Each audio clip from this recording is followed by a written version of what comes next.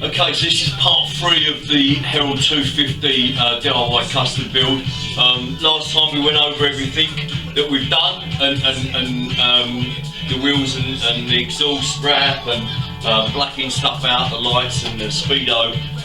This time we're just going to concentrate on the paint. This is, to most people, the hardest bit, the bit that they wouldn't touch, they're scared of, and to some of you it's the bit you just need a bit of tips and confidence on what to do. If you want a high gloss fancy finish, then outsource it. If you're not spray yourself, don't even attempt it. These style of bikes, if you're going to customise them, I think, you know, the distressed look is so easy to do. There's various types of that. You've got, you know, the satin blacks and the matte blacks and stuff that have been around for years, like the Mud Sabbath and so on, that are all cool, and you can add some graphics to sharpen them up. A really good mix of satin black paint with gloss black graphics, which is, you know, a subtle but classy way of doing things. Even gloss black pinstripes on the satin black or matte black paint is good. The military theme, you know, whether it's khaki, sand, the green, battle green, all look good. You know, Enfield bought production range out using those, Air Force blue, and they all look good distressed because obviously they're matte colours anyway, and you can really play around with that, do some airbrushing, try some different effects, even tie-dye like stuff, hippie type stuff, pinstripes, all in this sort of thing, you know. Try different stuff, add different colours, sand them back. You can't really go wrong. You can always then, if you really don't like what you've done, play out and get someone else to spray it back how it was. Or even have a little go with the high gloss stuff and the lacquers.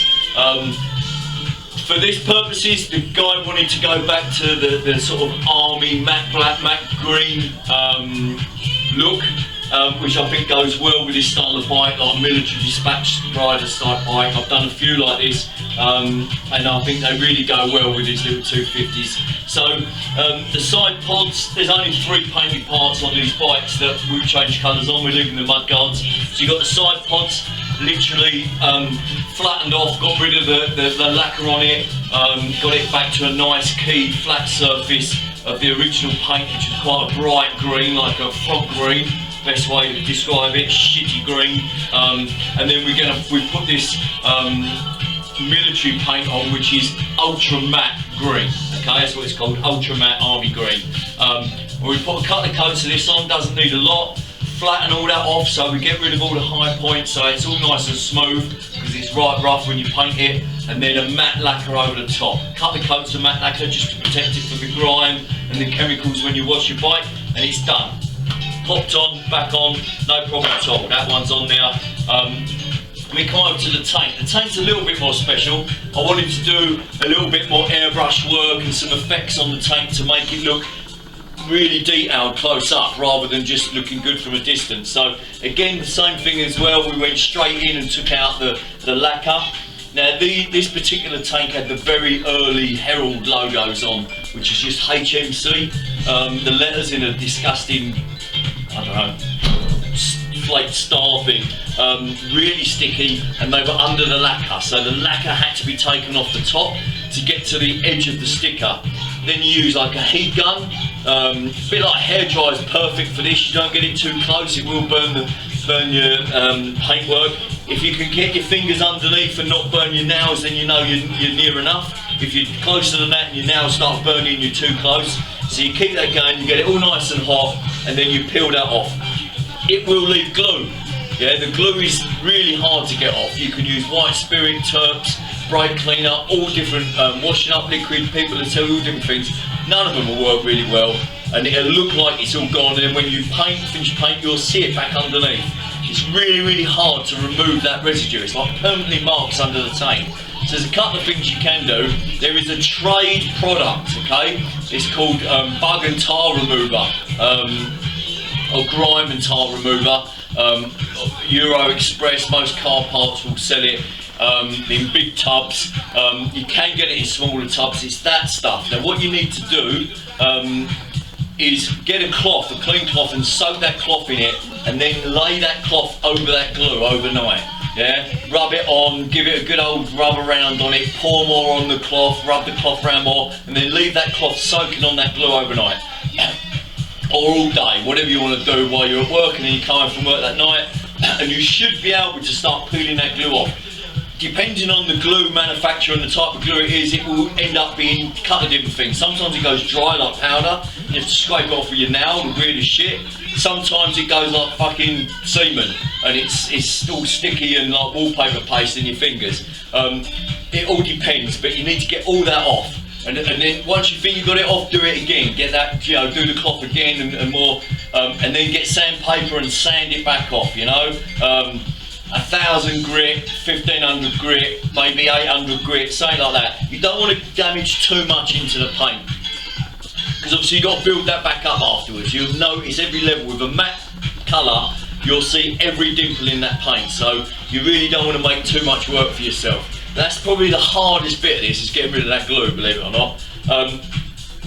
On this particular tank, we wanted to do, well, I wanted to emphasise the knee pads, the sticky knee pads that come off. We like that shape, you know, that beautiful tank shape that makes this bit look nice and wide, this bit where the knees go, but we didn't want the stickers on it, the knee pads that usually come. So what I wanted to do is sand in and make some of the original paint have some marks in it, and then colour in with different colours over the top that I could then sand back into. So I went for like a high build primer orange, yellow.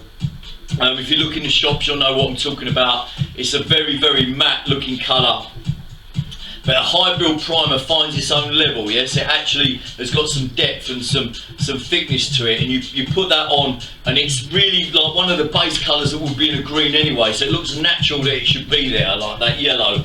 And then I went over the top again with a matte black, yeah? Then I went over the top with the same ultra matte green, and then I sanded back down into those colours to reveal those colours.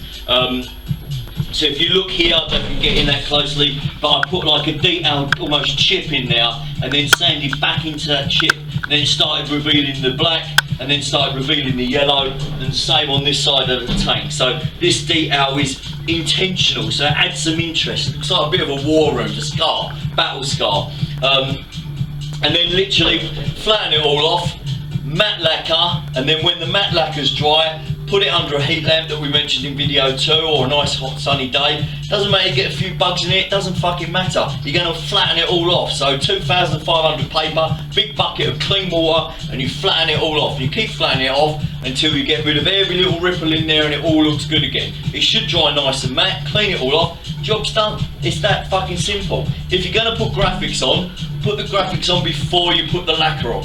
Don't put graphics over lacquer. Always looks cheap and nasty, and they come off when you wash and all that. So put your graphics on and then put your lacquer on over the top. And then when you try and peel that off, if you sell the bike or someone's looking at the bike, they can feel that you've done a quality job and you've lacquered over the top. You need lacquer on the tank to protect it from petrol.